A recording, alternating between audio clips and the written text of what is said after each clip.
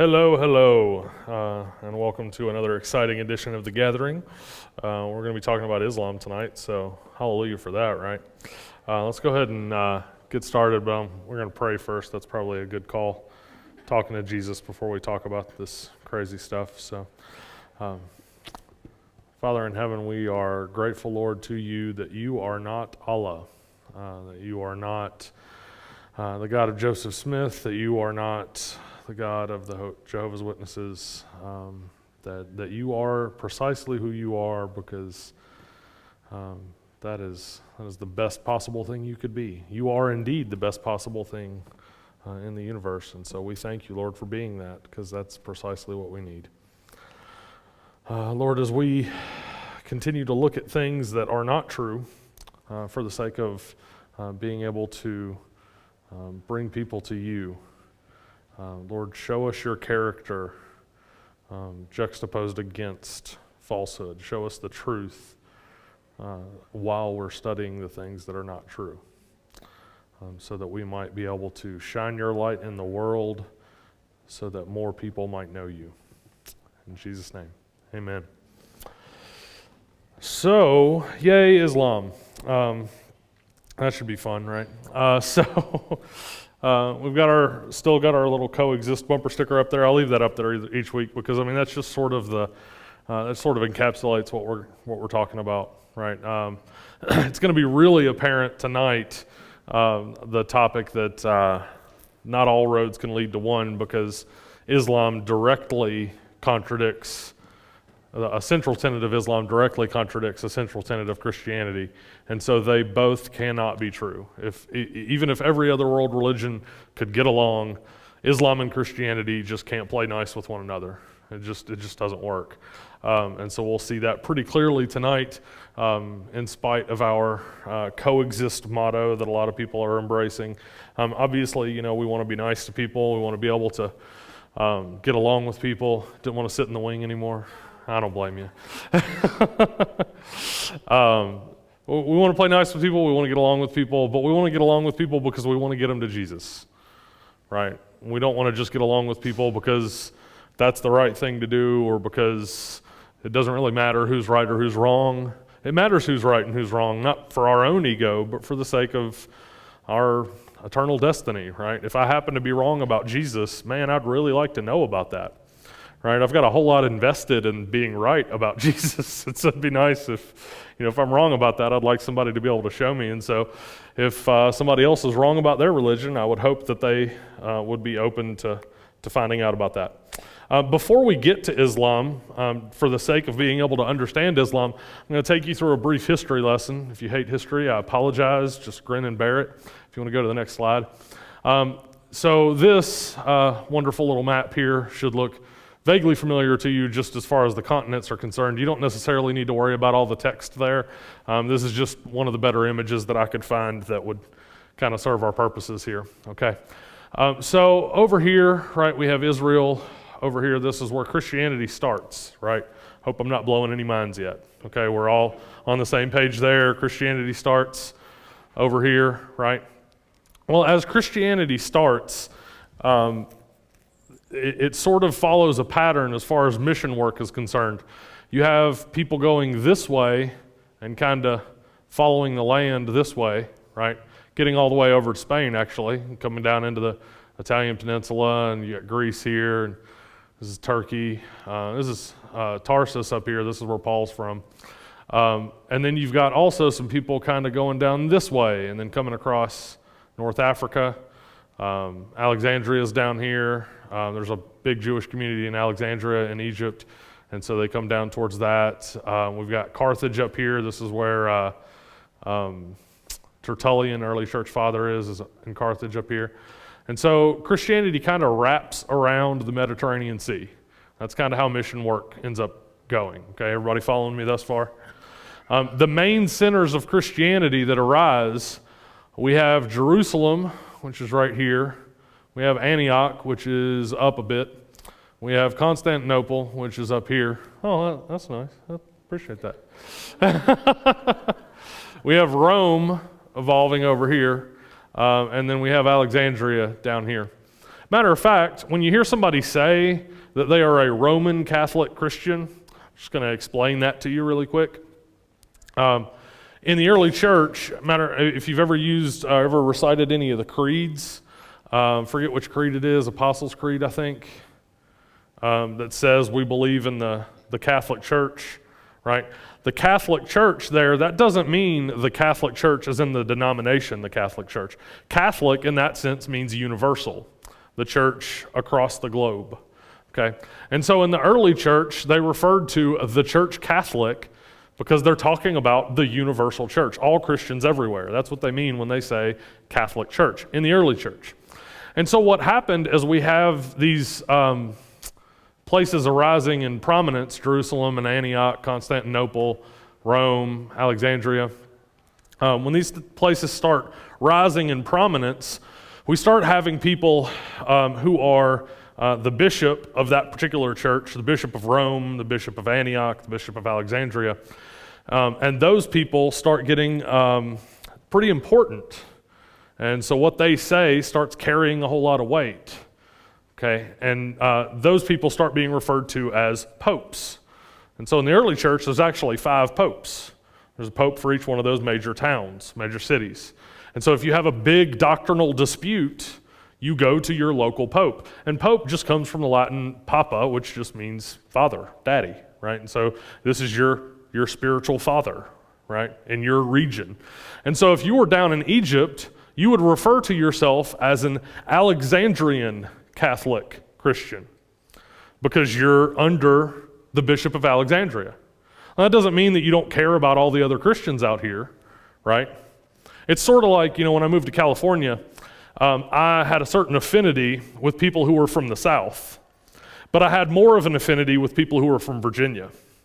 That doesn't mean that I didn't like the other people that were from the South. I just got along better with the people that were from Virginia because we had more in common, right? It's the same sort of thing here. It's not that the people in Egypt don't care about the people up here in Rome. It's just this is their region. This is their home. And so they're Alexandrian Catholic Christians, okay? Now, the reason this is relevant for what we're talking about is when Islam comes into prominence down here in the Arabian Peninsula. Notice it comes into prominence down here where there isn't a lot of mission work, right? We talked about how Christian missions sort of hug the Mediterranean, right? And so there's not a lot of mission work going down into the Arabian Peninsula. Not a lot of mission work going down into Africa. Not a lot of mission work going up into Russia. There's a little bit going out towards India over here in the corner somewhere. There's actually a group of Christians over in India called the Thomas Christians, and they claimed that Thomas, the disciple, made it all the way out to India and planted churches out there. And so they claim that they traced their lineage all the way back to Thomas. And seems like that's actually true. And so that's kind of crazy that Thomas, some Jewish disciple made it all the way to India. Alexander the Great couldn't even quite swing that, and some Jewish disciple, makes it out there. And so it's kind of crazy, to talk about them because they've got, how many other churches have a 2,000-year history? I mean, that's kind of crazy. Anyways, as Islam raises in prominence here in the Arabian Peninsula, it starts moving out and it starts evangelizing in the form of, hey, you want to convert or maybe you could die, right? Now, those are your options. If you don't mind, come with us or we'll just kill you on our way, right? And so what Islam does is it starts coming across here, and it actually crosses over to Spain this way. It comes up to about right here, and it also, from this side, comes up this way, and you've got Islam reaching all the way up to here, and all the way across here up to here. Now that covers nearly every center of Christianity, right? This is around the 7th century, around 700s, 800s. That covers every center of Christianity, except for one. Which one did they not reach it to? Rome. They didn't get to Rome. So as Islam is conquering the whole dang planet as far as they're concerned, they take care of pretty much every center of Christianity, get rid of pretty much every pope, all 5 of them except for Rome. And so all that's left is the Bishop of Rome, all that's left is Roman Catholicism. Prior to that, there are 5 types of Catholicism, right? They're all Catholic Christians with a local pope. After Islam making its way around the map, all that's left is Roman Catholicism. And so then after they push Islam back and things start to normalize again, the Pope in Rome is not too keen on raising up other popes, because who would want to do that, right? You got it all to yourself. Why do you want to pick 4 people to be rivals with you? So it's kind of hard to go back to the way things were. So that gives you some context on how we got Roman Catholicism, but it is relevant to Islam. And so we're going to talk about Islam. The main point here, the reason that we have this map is not just to talk about the Roman Catholicism thing. That's just kind of like an interesting bit of trivia that I've always found fascinating. The main point here is that we have Orthodox Christians, Orthodox meaning that they believe the right thing as opposed to heretical Christians, right? We've got Orthodox Christians spreading the gospel pretty much all the way around the Mediterranean Sea. Well, what they're doing when they do that is anybody who doesn't agree with them eventually tends to start going out away from them, because they're kind of tired of dealing with these crazy Orthodox Christians saying that you have to believe in things like the Trinity and stuff like that. And so they start going other places to try to build their communities, okay? One of the places that they end up going is out in the Arabian Peninsula, all right? And so that is pretty relevant to us as we talk about Islam. We'll go ahead and go to the next slide. So Islam, right? Islam was founded by Muhammad. Muhammad lived 570 AD to 632 AD. Oh, hang on there. Oh, there. Stay here just for a second. We got another map to look at, but not quite yet. And so he started in 610 AD, and he began in Mecca, and he moved to Medina. It's pretty important that you understand the transition from Mecca to Medina. If you want to understand Islam, there's a pretty big swing there. It's sort of a central point, sort of a hinge point in Islam, okay? And so if you want to go ahead and put up the map. So this is the Arabian Peninsula, right? We have Israel up here. This is the Mediterranean Sea. This is just kind of a zoom in on the Arabian Peninsula, all right? Mecca's down here. Medina's right here. It's not so important that you understand exactly where they are. What's important is that you notice that this is a good distance from any sort of Orthodox Christian, right? Is that making sense? There's not a lot of Orthodox Christian communities making it out here into the Arabian Peninsula. Not a lot of people out there that are preaching Jesus, that are actually preaching the gospel. There's some crazy people who believe all sorts of weird things about Christianity that are getting the left foot of fellowship, so to speak, and they're running this way away from the Orthodox Christian communities. Okay, is that making sense? Everybody tracking with me there? That's pretty important, because if you want to go ahead and move on to the next one, Islam was founded by Muhammad, 610 AD, beginning in Mecca, moving to Medina. While in Mecca, Muhammad probably did not encounter an Orthodox Christian. Probably at no point in his life did he meet someone who we would call legitimately Orthodox in their theology. He probably never met someone that we would say believes what the Bible teaches. That probably never occurred. Now, he reacts against Christianity in his writings, but if you look at his writings, if you look at the Quran and the way that he describes Christianity, he does not describe what we would call Christianity. Okay, let me give you a pretty great example of this, pretty easy example of this. Go ahead and put the next thing up. This is from the Quran. This is Surah 5, Ayat 116. That's just how they divide the Quran. Okay, and when Allah will say, "O Jesus, son of Mary, did you say to the people, 'Take me and my mother as deities beside Allah?' He will say, 'Exalted are you. It was not for me to say that to which I have no right. If I had said it, you would have known it. You would know what is within myself, and I do not know what is within yourself. Indeed, it is you who is knower of the unseen.'" Okay, that's kind of hard to wrap your brain around, I get. Okay, so let's focus on this one statement here. Okay, what he's saying is, hypothetically, if Allah were to ask Jesus, "What's up with this whole Trinity thing?" What does he ask him? He says, "O Jesus, son of Mary, did you say to the people, 'Take me and my mother as deities beside Allah?'" What does Muhammad believe the Trinity is based on that statement?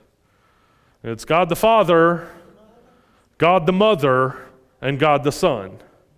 Is there any Christian on the planet that believes that Mary is the third part of the Trinity? No. But that's what Muhammad's reacting against. Now, let's just think for a moment. If you had someone tell you, hey, I believe in this thing called the Trinity, God the Father, God the Mother, and God the Spirit. Sounds almost a little bit like Mormonism, right? Heavenly Father and Heavenly Mother. You would reject that, right? We would all reject that. And so, say some things that are controversial here, right? We would agree with Muhammad that that's wrong, right? We would agree with Muhammad that Mary's not a part of the Trinity. Now, based on this, it doesn't seem like Muhammad ever had an encounter with any kind of Orthodox Christian. Now, we can't say that if he had an encounter with an Orthodox Christian, that he would have been a believer or any of that sort of thing, right? There are other things that seem to indicate that he was not so nice a fellow, and so probably would not have converted to Christianity, even given the legitimate opportunity. But based on his writings, it doesn't seem like he ever even had that situation. He never actually encountered somebody who actually taught Scripture. Probably never had an encounter really legitimately with the Bible. Probably read some crazy writings here and there, maybe one or two good writings here or there, okay? And so when we see this, there's actually some arguments from the early church. There's a guy named John of Damascus writing, I think, 200 or 300 years after Muhammad, that argues that Islam is a branch of Christianity, and that it's a heretical branch of Christianity, right? Not a legitimate branch, okay? We're not saying it's a legitimate branch. It's a branch of Christianity. John of Damascus argued that it was a branch of Christianity in the same way that he would have argued Mormonism is a branch of Christianity or Jehovah's Witnesses are a branch of Christianity, right? It's where someone took Christianity and kind of went off the rails with it.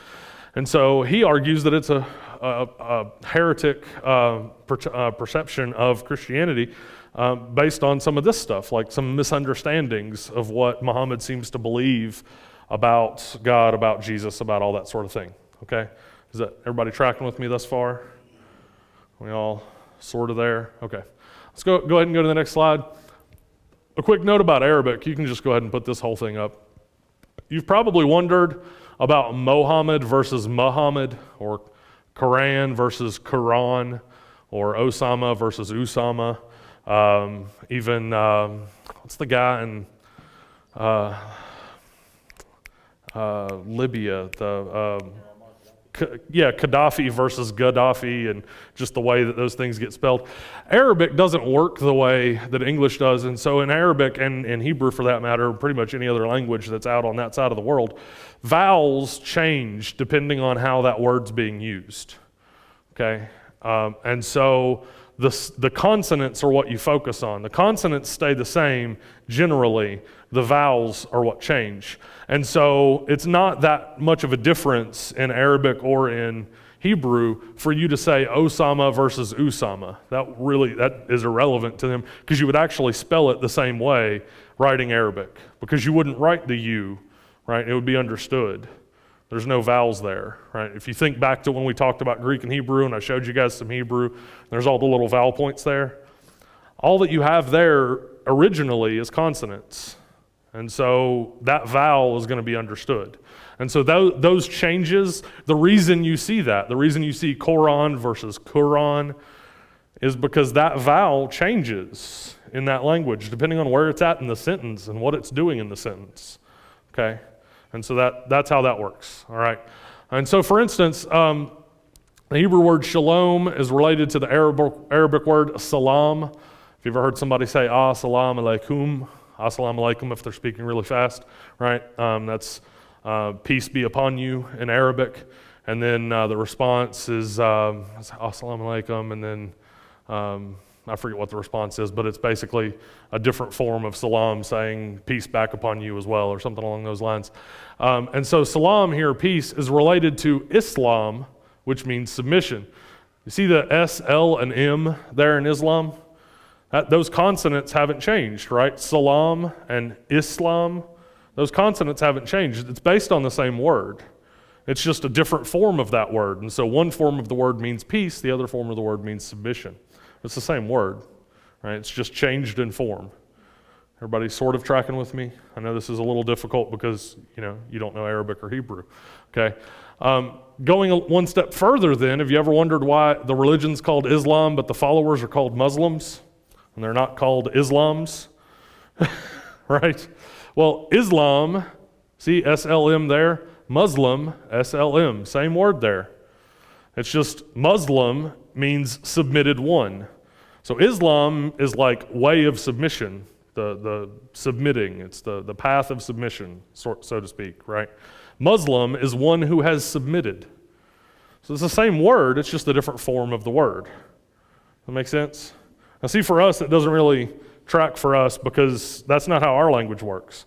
But for their language, if you saw the way that it's spelled in Arabic and you actually knew Arabic characters, you could see pretty clearly that those 3 letters are there in all of them. And those 3 letters are the same, and those 3 letters carry that same sort of core meaning. So does that make sense?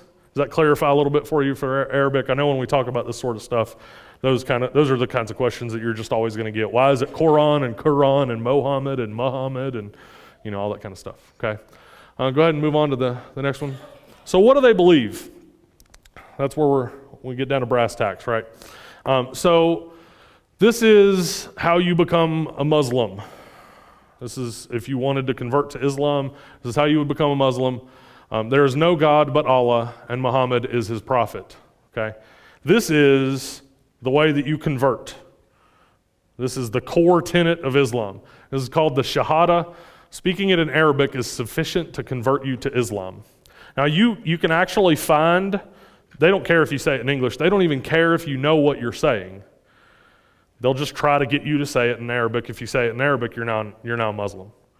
You can actually find videos of people that are just going up to people and saying, repeat after me, and then they'll say the Shahada in Arabic, and that person repeats after them, not even knowing what they're saying, and I've converted you now, and then they move on.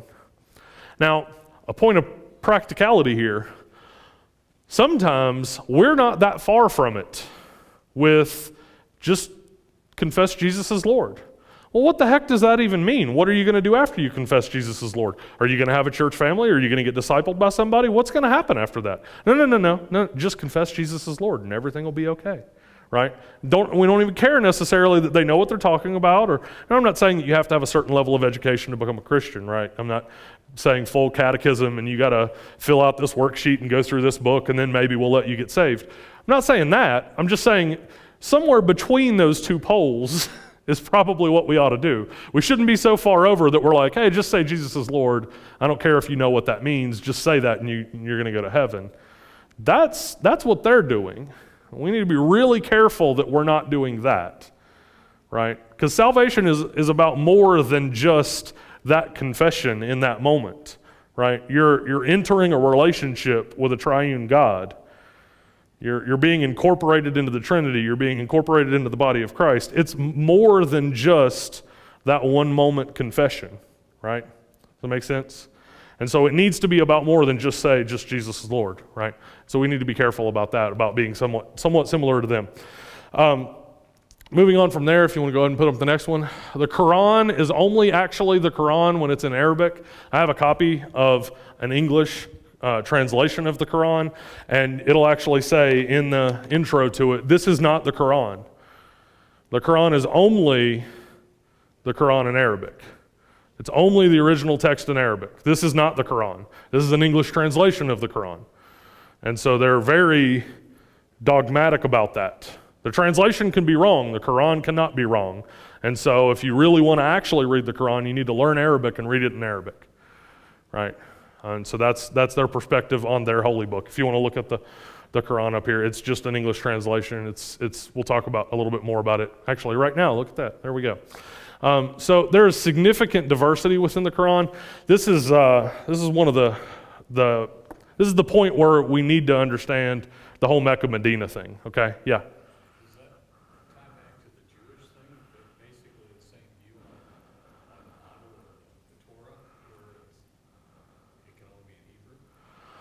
I don't know that they would say, I don't know that they would make such a hard line about that.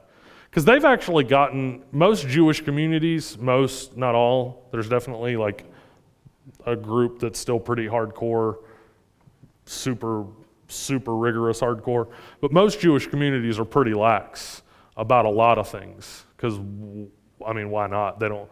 It's not like they can be all that legalistic when their law code revolves around something they don't have, right? They can't make sacrifices.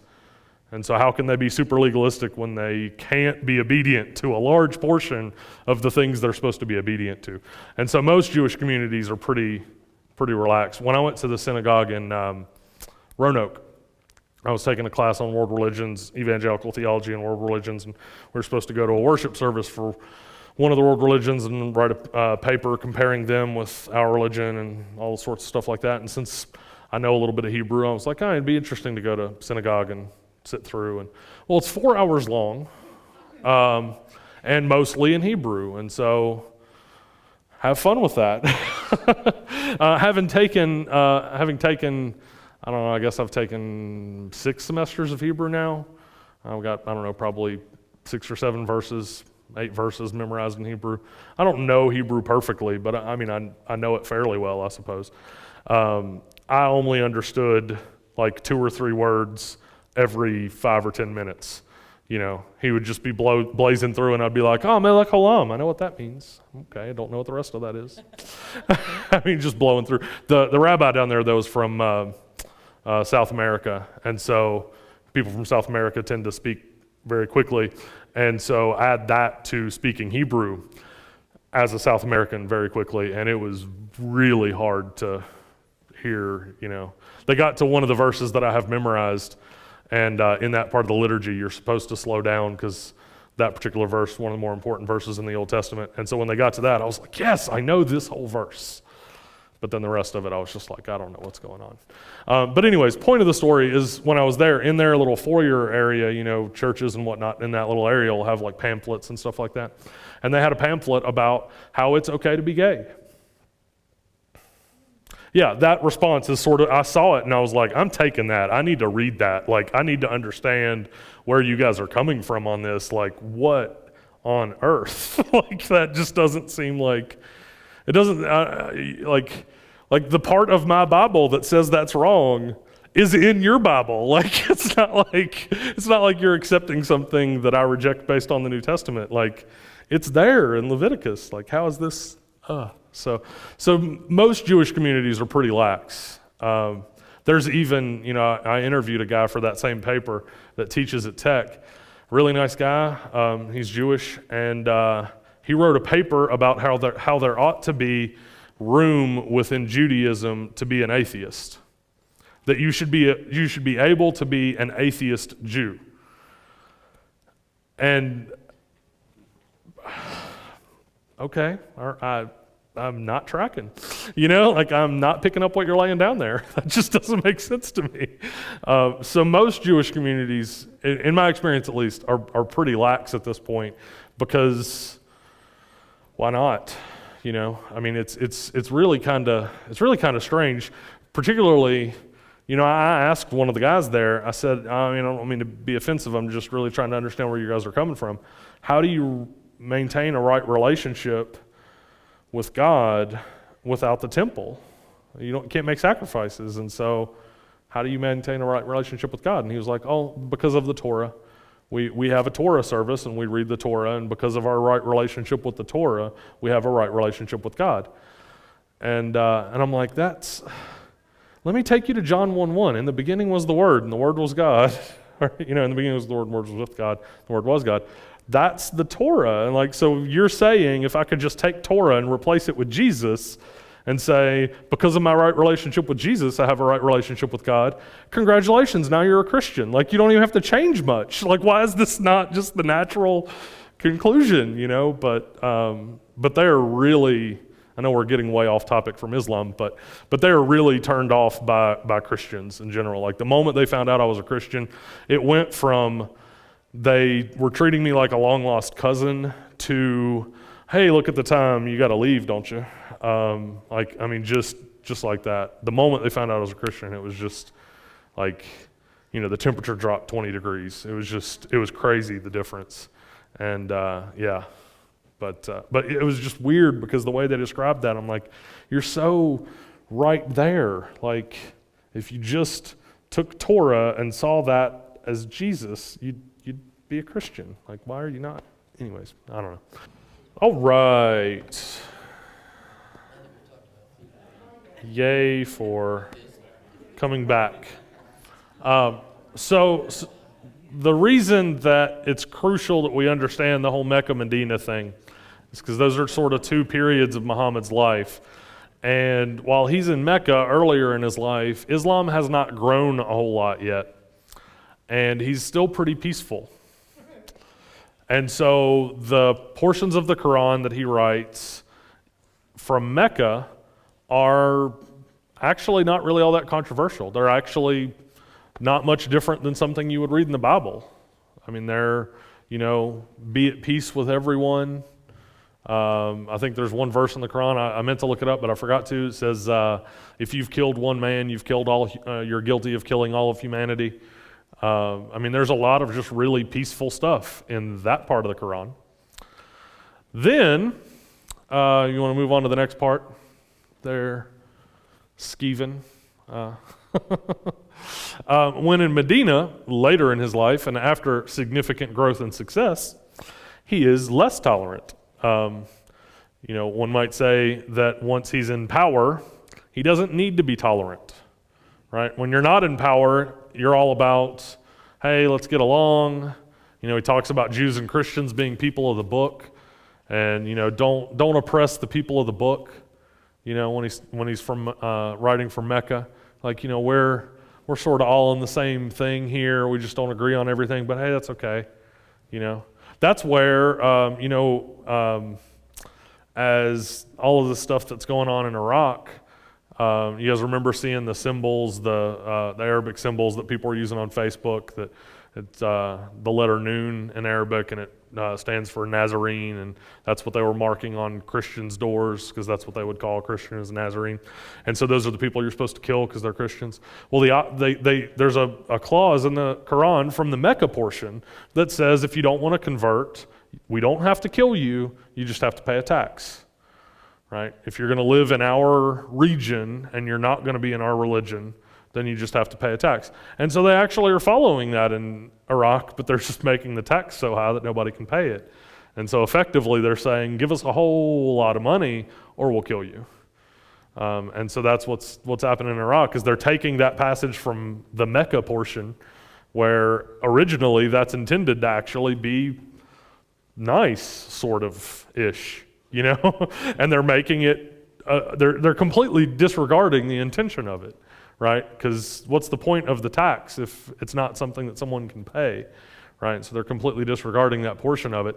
And so that's the difficulty with the Quran, and this is the point of our night where I'm going to say things that are controversial, and if you want to disagree with me, then you can be wrong as long as you want. So that's a joke, just a joke. But one of the difficulties with Islam, particularly in America, particularly given all of the things that happen politically, is a lot of people like to say things about Islam without really knowing a lot about Islam. And so they'll say, Islam's a religion of war and they're all terrorists. And if they're really following the Quran, they're all terrorists. And so if you're a Muslim, you're a terrorist. And they say all of these things, and in response to that, I want to say, well, have you read the Quran? Well, no, but I know it's da-da-da-da-da, right? Well, how is that different from me saying, well, all Christians are hypocrites and they're judgmental and they don't really love sinners and they're terrible people and you don't want to go to a church because they're going to treat you terribly and they're going to look down on you. Well, how do you know? Have you ever read the Bible? Well, no, but I know it's in there. I mean, how is that any different? Look, I'm not trying to say that Islam is a wonderful, loving religion of peace, but there's controversy within the Quran, and we really ought to be careful in making these broad pronouncements about another religion based off of something that we heard from some guy one time. We really ought to be careful with that, because it's more complicated than just this is a horrible, violent, terrible. Look, are there violent things in the Quran? Yes. Right? But have you read the Old Testament? There's some really nasty things in the Old Testament, and interpreted the wrong way, could be really terrible. You know, I, as a Christian, can make a pretty strong case for legalistic righteousness from Scripture. Now, I've twisted it to no end, but I can make a pretty strong case for legalistic righteousness. If you don't believe me, go visit other churches. They're doing a pretty bang-up job of making a strong case for legalistic righteousness. That doesn't make it right. That doesn't make it the right form of Christianity. I'm glad that you appreciated that. Yeah. Go visit those other churches. They're doing a great job of it.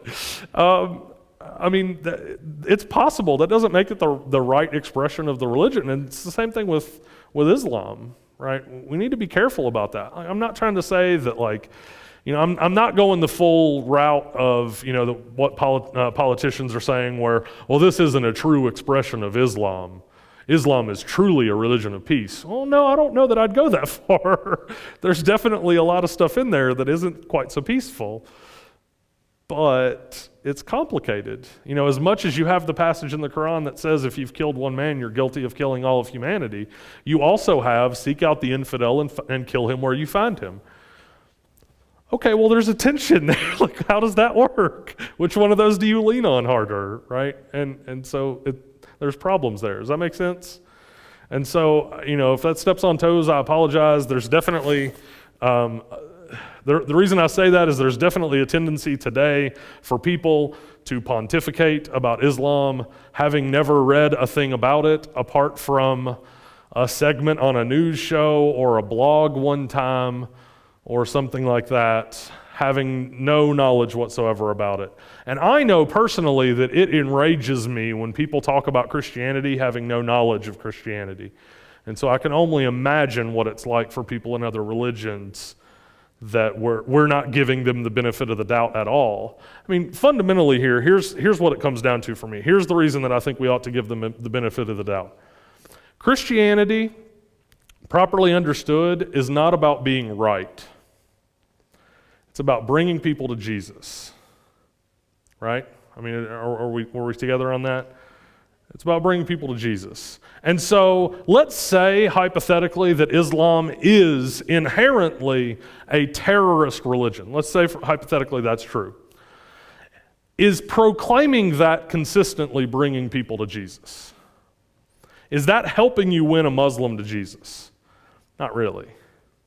And so we need to temper our proclamation of truth with how is this benefiting the kingdom? Because even if we're right, where's it getting us? Is it pushing people away from Jesus, or is it bringing people closer to Jesus? You guys with me there? And so, worst case scenario to me, we still need to be careful about what we're saying, because there are Muslims out there in our community. Go to Blacksburg sometime. They're there, right? There are Muslims in our community that we need to want to try to win to Jesus. And we're not doing it by telling them that they're terrorists. That's not helping us.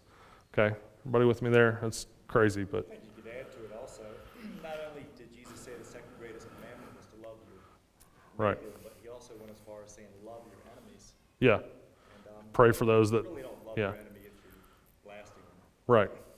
Absolutely. And so it's just one of those things that we just got to be way more careful about that. And it's really easy to turn it into us versus them. I want to be right. I mean, look, if you know me at all, you know I like being right, okay? I mean, if you know me even a little bit, you know I like being right. But, I mean, I got to die to that on a regular basis and say it's not about that. It's not about me winning the argument. It's about Jesus winning the person. So I got to get rid of that, I want to be right, unless that being right is assisting that person coming into the kingdom, right? And so it's really tough. It's really tough for me, guys. I'm just going to be honest with you. It's really tough for me. I'm going to spit on you. It's so hard for me. That was great. It's really tough, but I mean, it's necessary, yeah. So along those lines then, do you have a version of the Quran that you recommend if we're going to try to read it? I mean, I just picked this one up at a Goodwill for $5, and so it's the one that I've used, but I don't know that there's a whole lot of significant differences between them, because they're all going to get authorized by some, this one's authorized by the Institute of Islamic Knowledge. They're all going to get authorized by some big group within Islam. And so I'd say, any one of those, as long as it's not a translation by just some random dude that happens to know Arabic. If it's endorsed by some form of Islam somewhere, then it's probably pretty solid, because they're going to be careful with it. If they translate this, if this Institute of Islamic Knowledge translates this, and some other group of Islam is reading that, and they're like, they totally botched that, they're going to hear about it. And so, as long as it's endorsed by something like that, I think you're probably pretty safe with it, within reason. If it's just some random dude that knows Arabic, it's not going to be quite as reliable. But even, not necessarily using the Quran. I mean, I've got other books up here that you can use.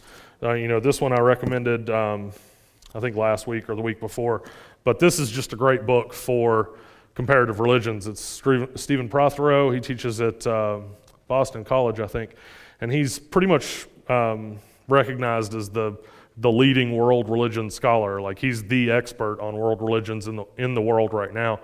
And he wrote this: "It's God is not one, the 8 rival religions that run the world, and why their differences matter." And so that his thesis in this book is, you take that whole coexist thing, right? Let's all just get along, all roads lead to one. His thesis is, no, they don't. They do not all lead to one. I've been on all these roads. I know all these roads very well. It's my job to know these roads very well, and I know where they lead. And they don't all lead to the same place. And so he does a very good job of explaining each of the religions for their own sake without trying to harmonize them. And he actually has YouTube videos to go along with each chapter that are about an hour and a half long. And so if you read the chapter and you watch the video, you get a pretty decent understanding of what that religion teaches. And it's pretty balanced, because he doesn't really have a dog in the fight. He's agnostic. He doesn't even really, I don't think he might even be an atheist, but he's a religion scholar. He loves world religions, and so he didn't really have a dog in the fight. He's not trying to prove one religion out over another. And so this is a really good resource. The other one that I recommended the other day is Christianity at the Religious Roundtable. This guy does have a dog in the fight. He teaches at Asbury Theological Seminary, but in this book he takes on Hinduism, Buddhism, and Islam, and he sort of explains their belief structure, and then he creates like a hypothetical conversation between a Christian and someone in that religion. And one of the nice things about it is he creates a hypothetical conversation between a Christian and members of different portions of that religion. Like, Islam has denominations. That's one of the things that bothers me about, the blanket statements we make about Islam. Islam has denominations. We don't call them denominations, but there's Sufis and Shiites and Sunnis, and I think there's a fourth one I can't remember off the top of my head. And they all have differing perspectives on what the Quran teaches and what it means to be a Muslim, and they disagree quite strongly about these things. And sometimes that results in warfare, like they disagree on these things. So it's not like you can say Islam teaches this on every topic, because some of those differing positions matter. And so he does a pretty good job of representing differing positions in context of a conversation with a Christian. And so that's really helpful, because it helps you see what a hypothetical conversation with a Sunni Muslim might look like, from his perspective. And he's a world religion scholar as well. His name's Timothy Tennent, Tennent. But it'll be up here if you want to take a look at it. And I've got a bunch of highlights in it because I really enjoyed reading it, and it's pretty solid.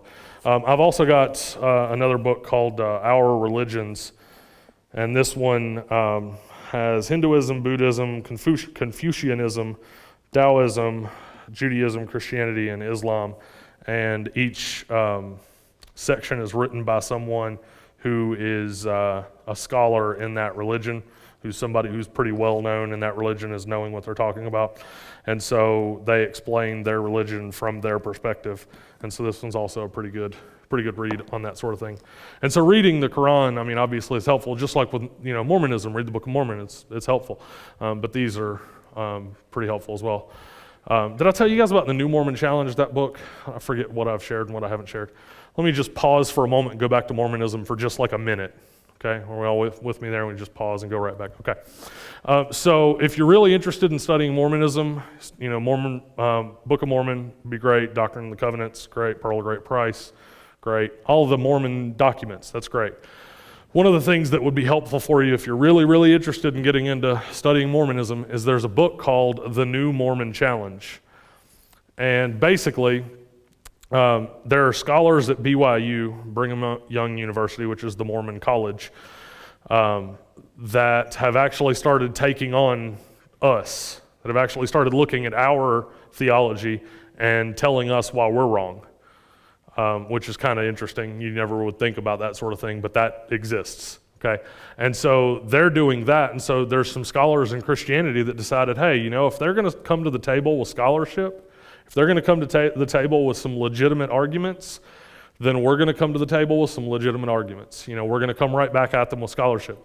And so the New Mormon Challenge is like 900 pages long. So most of you just said, yeah, that's not for me. But there's a few of you that are like, yeah. But everybody else is like, I just checked out, thanks. It's like 800 or 900 pages long, and it's a detailed scholarly argument against Mormonism chapter by chapter, and they take individual ideas one chapter at a time and discuss what the problem is with that idea. Actually, one of my professors wrote chapter 4. My Hebrew professor in undergrad wrote chapter 4, and he's an Old Testament guy. Chapter 4 is comparing the God of the Old Testament with the God of the Book of Mormon. And my Hebrew professor is very sarcastic, so he titled the chapter, "The God of Abraham, Isaac, and Joseph Smith, ? And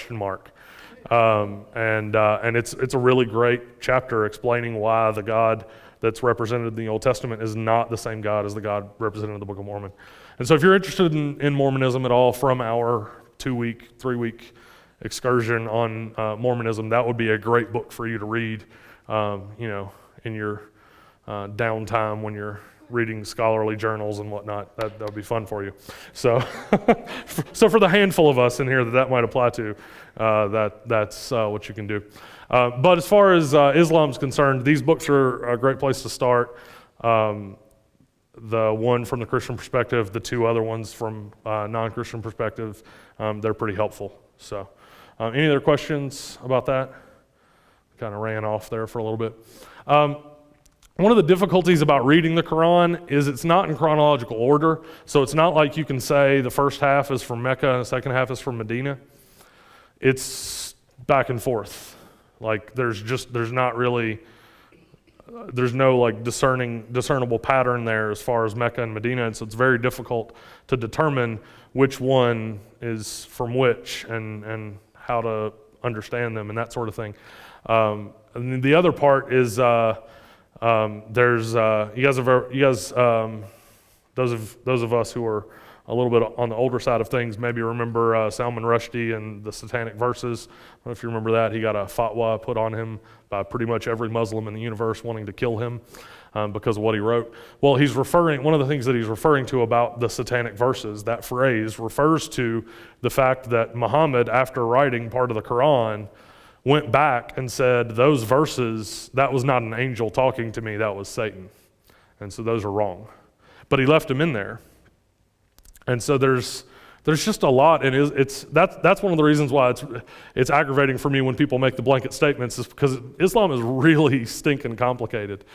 That's another one of the reasons why it's difficult for me to believe that people would choose Islam. Like if you're really, shopping for a religion, you don't pick the one that's really, really, really hard to understand. You don't pick the one where it's like, is this a satanic verse that I'm not supposed to read but still in here? Or is this one of the verses that I'm supposed to read?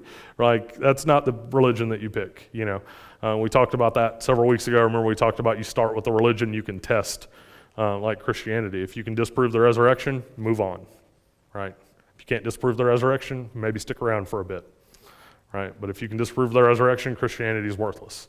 Paul says that, right? If Christ is not raised, then our faith is in vain. So that's the difficulty with the Quran. It's kind of split between Mecca and Medina. Some of it's tolerant, some of it's not so tolerant, and so the Quran is incredibly difficult to understand. Also, Quranic Arabic, being from the 7th century, is just really hard to read from what I've heard from everybody that I've spoken to who knows any Arabic at all, Quranic Arabic is super hard to understand, like just super hard to understand. And so it's an extra little bit of challenge. If you want to move on, Stephen, we go to the next slide here. I don't know why I do the out of order. It messes me up. Just go ahead and keep going until everything's up. There we go. I don't know how that happens. Everybody makes mistakes, right? Shirk is the nearly unforgivable sin of associating Allah with anything. Allah is completely other and cannot be associated with anything. This is where Jesus' divinity must be rejected by Muslims. This is the point at which Christianity and Islam cannot play nice with one another. You cannot be a Christian and reject that Jesus is God. You can't. Now, maybe you don't understand the atonement, you don't understand the incarnation, you don't understand all that stuff. But if you say Jesus is not God, you are not a Christian.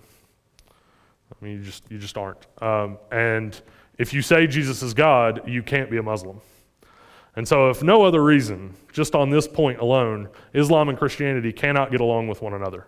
They just can't. This shirk is the highest sin of Islam. It is the worst thing to do. And it is nearly unforgivable. They leave like a little bit of room because they don't want to say Allah can't do something. So they say he can, but he probably won't, right? He can forgive this, he's probably not gonna. Okay, and so shirk is a big deal. From their perspective, they talk about the people of the book, so the Old and the New Testament are things that they have some measure of respect for, but what they're going to tell you about the Old and the New Testament is the Christians and the Jews got a hold of them and changed them, and we erased every mention of Muhammad because Moses prophesied about Muhammad, Jesus prophesied about Muhammad, all of the other prophets in the Old Testament prophesied about Muhammad. And for whatever reason, we really didn't like Muhammad, so we deleted him from everything. And so if we hadn't corrupted the Bible, we would know that Muhammad is truly Allah's prophet and Islam is true. So that's their perspective on Scripture. So you can talk to them about Scripture to a certain degree, but anytime you put them up against a wall with something in Scripture, they're just going to come back at you with, yeah, but you guys corrupted it. Do they have any backing for that? Nope, not one bit. There's not one tiny bit of evidence for that. If you go back to several weeks ago when we talked about textual criticism, we talked about the reliability of the New Testament, reliability of the Old Testament. You remember when we talked about the Dead Sea Scrolls and the Isaiah scroll that we got in the Dead Sea Scrolls? We had Isaiah from Codex Leningradics, which is 1100 or 1000 AD, and then we got the Isaiah scroll from probably 300 BC. That's 1,300 year difference, and you would expect the 300 BC one would have something about Muhammad in it if they were right. Right? That's prior to Jesus. So the Christians didn't have a chance to get their hands on it because we didn't exist, right? And it's not like you can go in and delete things and then add them, that you can make some repairs to a scroll, but you can't make gigantic repairs to a scroll. That just doesn't work. And so there's no textual evidence whatsoever to support their claim. You would particularly expect to see it between 300 BC and 1000 AD.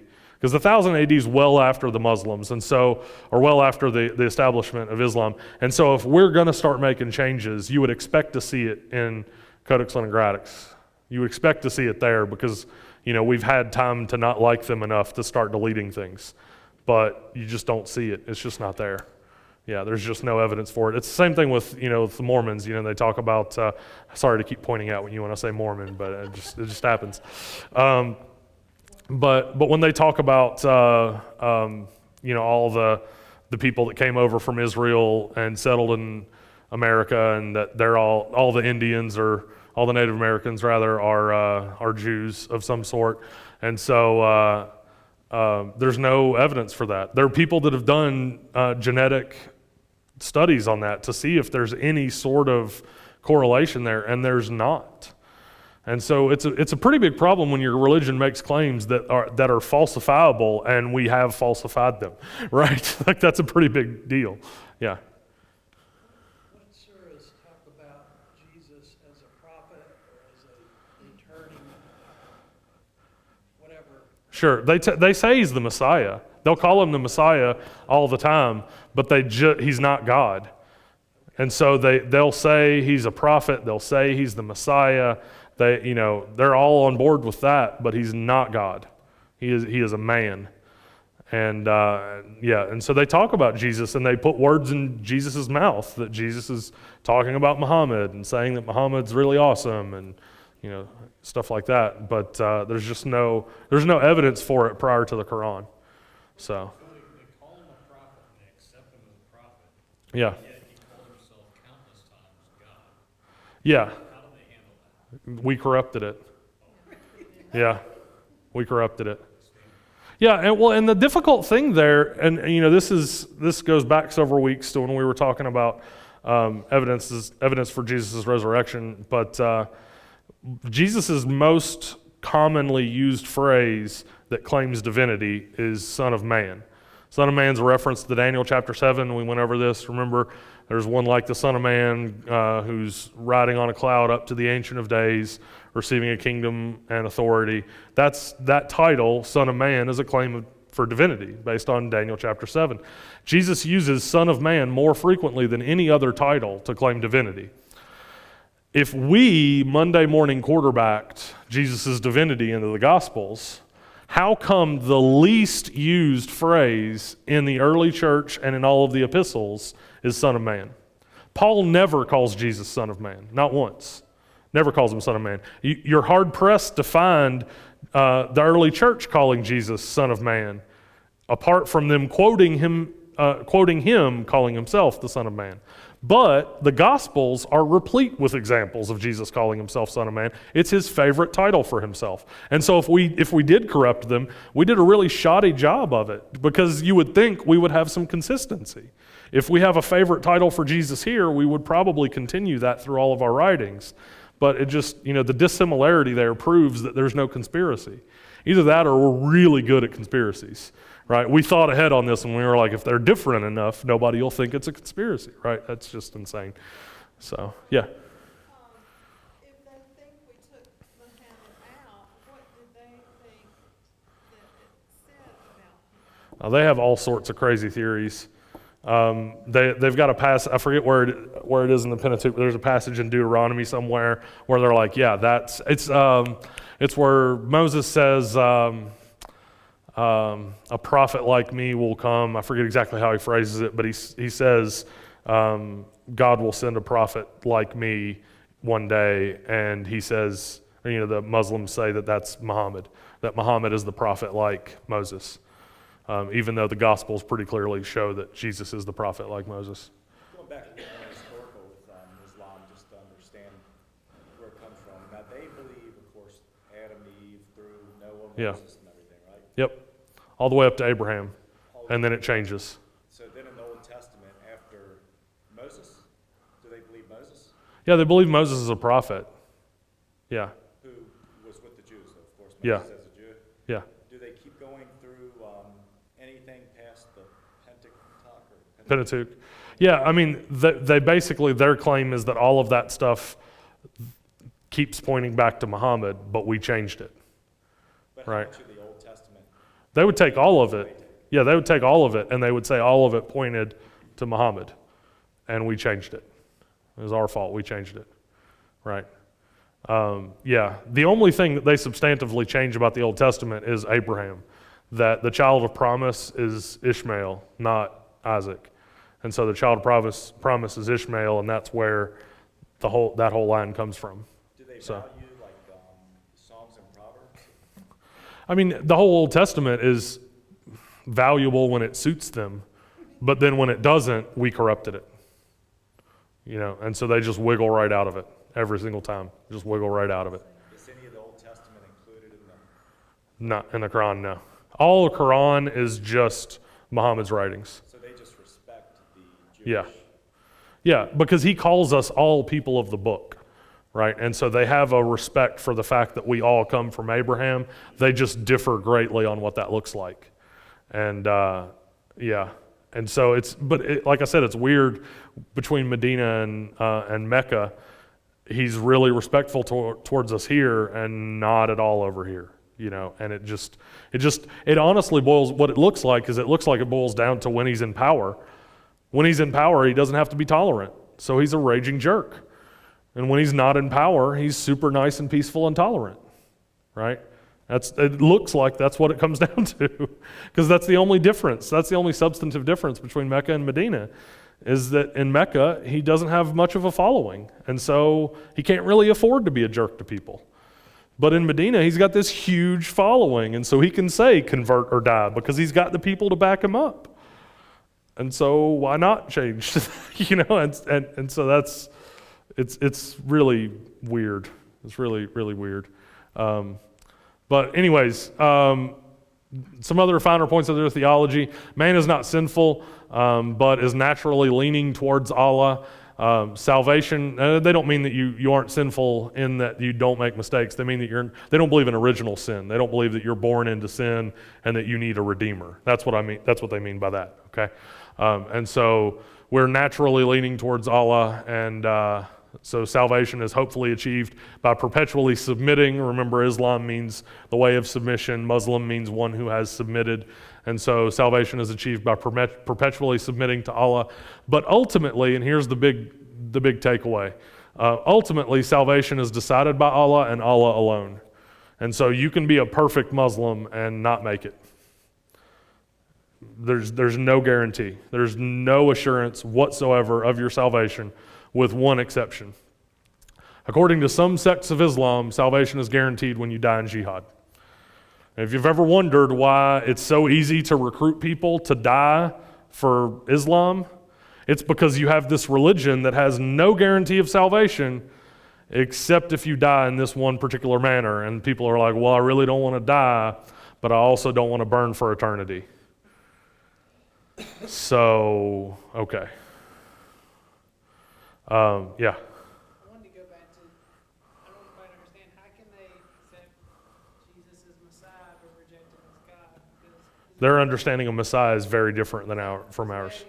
Messiah means Savior, so how can they accept Well, Messiah just means anointed one.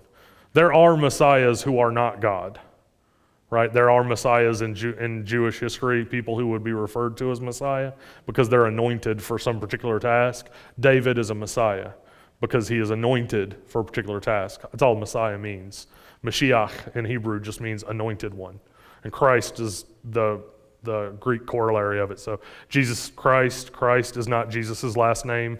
It's Jesus the Messiah. So if you read the New Testament and you read Jesus Christ, you should read Jesus the Messiah. It'll just change the way that you read the New Testament because that's what that means. That's what it meant in the New Testament period. And so when you read in Christ, it's in the Messiah. It's not in Jesus' last name, right? That's not how that works. So one last little bit here, and then I'll give you one piece of advice on talking to Muslims as far as their salvation is concerned. Technically, jihad really only means struggle, and so many Muslims actually see jihad as a personal internal struggle. They don't see it as a holy war. They see it as, I have issues and I need to struggle against those issues, and so jihad is me struggling against those issues to try to be a better Muslim. That's their perspective. That's not every Muslim's perspective on that, right? There's some that see it that way. And so there's another word entirely in Arabic for war. So jihad does not inherently just mean war, it just means struggle. But some interpret jihad to mean struggle against the infidel externally. Some see it as we all have an infidel inside of us because we all need to be better people, and so the struggle is to try to repress the infidel within me. The big takeaway here, and we're going to close because we're running late, but this is an important point, so I hope it's okay that we run a little bit late. The big takeaway here is you're talking to somebody, if you're talking to a Muslim, you're talking to somebody that has no guarantee of their salvation. Just none whatsoever.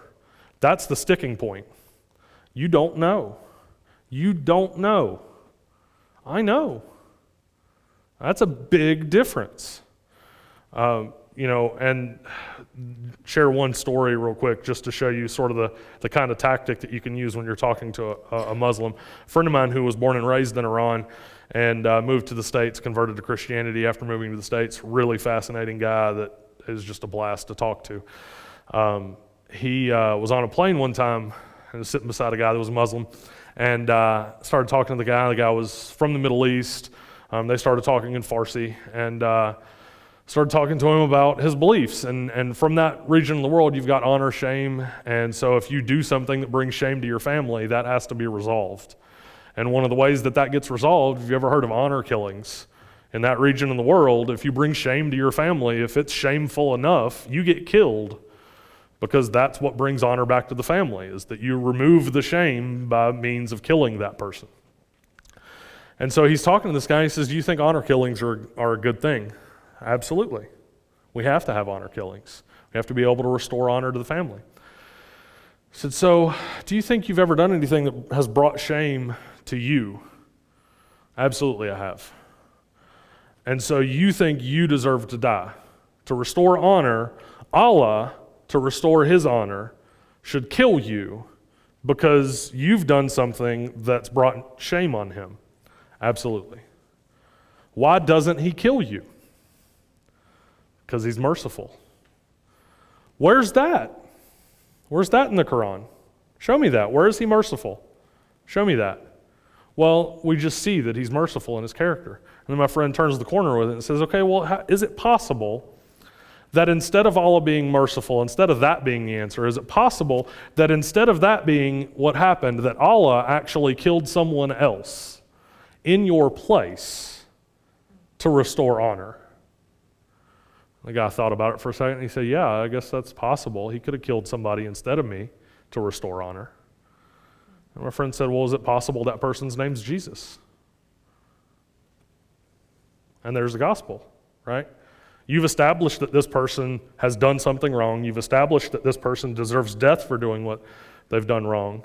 And they don't have an answer for why they haven't received death. They know they deserve it, but they don't have an answer for why they haven't received that death penalty. Well, maybe you haven't received that death penalty because somebody else did for you.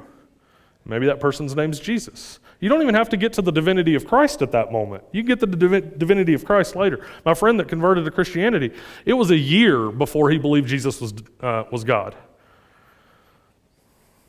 He was reading his New Testament. He tells this story all the time. He was reading his New Testament one day, and he sees the point where doubting Thomas, right? Jesus shows up to him after the resurrection, and Thomas says, my Lord and what? My God. And he wrote in his margin, he was like, Jesus is God. I see it, right? He sees it right there. Like, Thomas calls him God. Jesus is God. That was a year after he got saved. Right? So it's not a matter of getting him to the right theology. It's a matter of getting him to the point where they realize they need that Savior, because that's not in Islam. They don't see that they need a Savior. But we know we do internally, right? We know that. Any quick questions? This was a big, crazy drinking from a water hose moment. I know we ran way later than we should have. My apologies. You're eventually going to get to where you hear a lot about moderate Muslims. Yeah. Are you going to get into those differences eventually?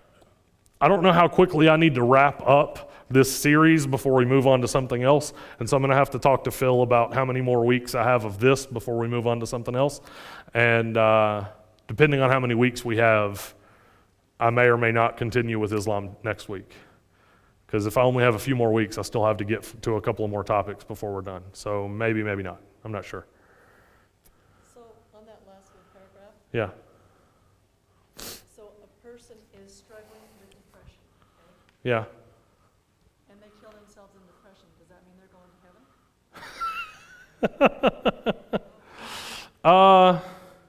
to heaven? Maybe. I don't know. Because generally those two last statements don't overlap. Generally the sect that would believe salvation's guaranteed by dying in jihad isn't a sect that would believe that jihad is internal. Those would usually be the two different branches of Islam. Another sect. Sure. And then we would all just commit suicide and go straight to our 72 virgins, right? So, yeah. That's the reward, right? I heard a comedian one time said, all the Muslims are going to get up there and there's going to be George Washington and Patrick Henry, and they're going to be, what's going on? And George Washington's going to say, it said 72 Virginians, you jerk. And so that always makes me laugh. So anyways, No other questions? We ran really crazy late, and I apologize for that, guys. I know it's a big topic.